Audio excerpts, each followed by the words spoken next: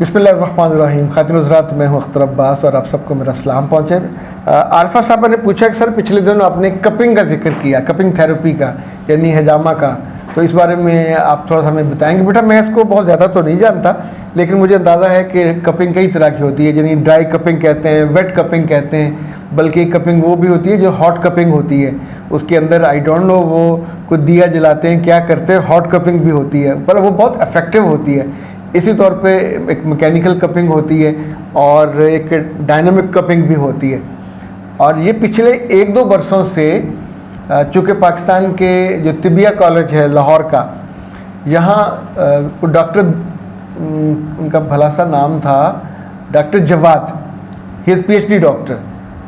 अच्छा, जितने पढ़े लिखे लोग जब किसी भी शोबे में आते हैं तो वो उन्होंने मुल्क भर से चुन के बेम्स के जो स्कॉलर्स थे और ये जो जिन्होंने MPhil किए हुए थे उनको टीचर बनाया और एकदम से FTJ का मेयार यहाँ से यहाँ ले गए।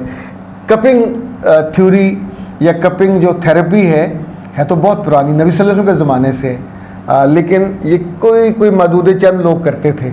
उन्होंने फिर इसके डिप्लोमास कराए और बेहतरीन लोगों को उस्ताद बनाया और उनको सिखाया। फिर ये जो अब जितने शागिर्द वहाँ पैदा हुए पिछले 1-2 सालों में, तो जब कल इत्तेफाक से मैं उस पर देख रहा था नेट पे, तो 8-10 इश्तिहार मैंने देखे कपिंग सेंटर्स के।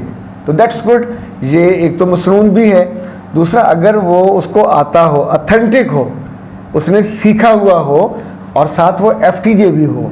यानी ये जो लोग होते हैं ना थेरेपिस्ट, ये कपिंग नहीं कर सकते, इन्हें कानूनी तौर पे इजाज़त नहीं है। इसी तौर पे सिर्फ FTJ वाले और बेम्स वाले अगर इन्होंने डिप्लोमा किया हुआ है, चूँकि ये टेक्निकल काम है, तो फिर आप कपिंग करा सकते हैं। और कपिंग के दिन वैसे तो 3 दिन होते हैं महीने में जो सुन्ना डेट्स हैं, लेकिन बाकी दिनों में भी आप करवा सकते हैं। ये बेसिकली हीलिंग भी करती है, रिवीलिंग भी करती है। और मुझे भी वास्ता हुआ, मैंने एक तो हॉस्पिटल से भी करवाया, एक तो मेरे घुटने में पेन हो रही थी तो काफ़ी कम हुई, और इसी तौर पे मैंने डॉक्टर साहिबा से, डॉक्टर नौशीन ने भी, उन्होंने भी सीखा, उनसे भी मैंने उनको ज़हमत दी, उनकी टीम ने फिर ये मुझे हेल्प आउट किया। तो थोड़ा और आप इसके बारे में पढ़ें।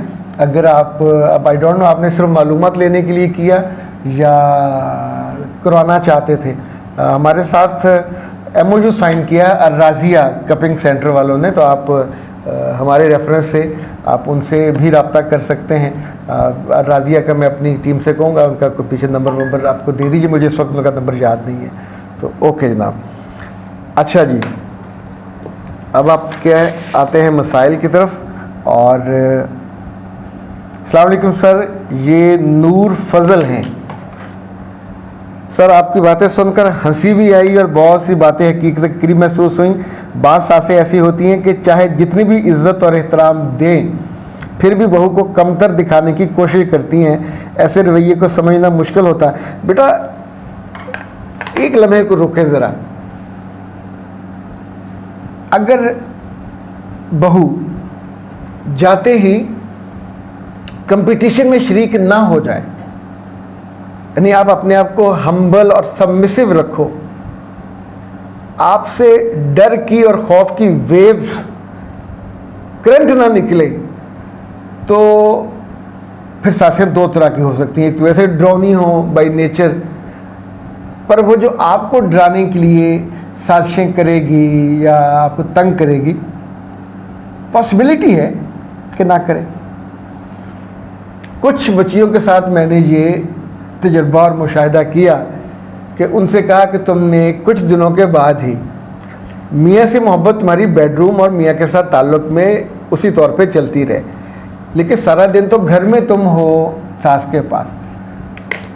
तो गैर मशरूत तौर पे, मैं ये दोबारा दोहरा रहा हूँ आप सबके लिए, वो बच्चियाँ जिनकी शादी होने वाली हैं, वो माएँ जिनकी बेटियों की शादी होने वाली, एक चरवा करके देख लीजिए कि बेटी से कहिए गैर मशरूत तौर पे वो अपनी सास के सामने सरेंडर कर दे। और अगर वो जॉइंट फैमिली में जा रही है, उन्हें कि अम्मा आई एम लाइक ए कच्ची मट्टी, आप मेरी जैसी शक्ल बनाएंगे मैं ढल जाऊँ, आप मुझे जैसा खाना सिखाओगे तो आपको कानूनी शरई समाजी हक है, जैसे आपने अपनी बेटियों को तरबियत दी तो उन बेटियों में मुझे भी ऐड कर लीजिए। अच्छा, ये डायलॉग बोलते हुए आपकी आंखें, आपका लहजा और आपकी पूरी बॉडी सच बोलनी चाहिए। झूठे बोलने वालों पे रिपल्शन होती है। और इन बातों को, जैसे कहते हैं कि दुनिया में कोई भी दावा कर सकता है पर हर दावे का सबूत देना होता है। अब आपको सबूत 3-4 जगह देना होगा, लाइक उनके आराम का ख्याल, उनकी दुआई का ख्याल, जिस वक्त जिसने आना है उनके लिए उसे क्या क्या पसंद है, इन टाइम को सीखना, अज़बर करना, ज़ुबानी याद करना, फिर उसके मुताबिक चीज़ों को तैयार करना, सफाई करते हुए, घर की मैपिंग करते हुए और डस्टिंग करते हुए आपका कुछ घिस नहीं जाएगा। पर ये इन्वेस्टमेंट है, आने वाले दिनों में आपके लिए आसानी हो जाएगी। अच्छा, कुछ महीनों में सासों को अंदाज़ा हो जाता है कि ये तो निग्गी ती है। निग्गी ती कहते हैं अच्छी बेटी, सॉफ्ट, जिसमें से शरीर वेव्स नहीं निकलती। तो निग्गी बेटियों को कोई भी तकलीफ़ नहीं पहुंचाता। और वो बच्चियां जो अपने आप को कुछ शय समझती हैं, आई एम अ थिंग, तो थिंग को तो फिर डंडे भी पड़ते हैं, वटे भी पड़ते हैं, ठुड्डे भी पड़ते हैं। अगर किसी ने थिंग ही बनना हो तो फिर उसे एक बिल्कुल ऐसा लड़का ढूंढना चाहिए, ऐसे ख़ानदान ढूंढना चाहिए जो नथिंग हो। आप एक थिंग हो तो वो फिर नथिंग हो, और आप फिर अलग रहते हो। उस घर में इन्वेस्टमेंट आपकी हो, घर भी आपका हो, गाड़ी भी आपकी हो, और आपका फिर रोब दाव और दबदबा भी हो।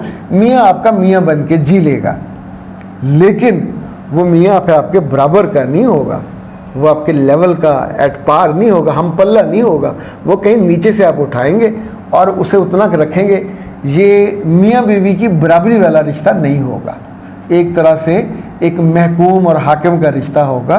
पर उन लड़कियों के लिए ये कभी लंबा नहीं चलता, ये याद रखिएगा। एक ऐसा वक्त आता जब मियाँ भी फिर थोड़ा सा वक्त गुजारने के बाद कोई मर्द भी बदतमीज़ी सह नहीं सकता।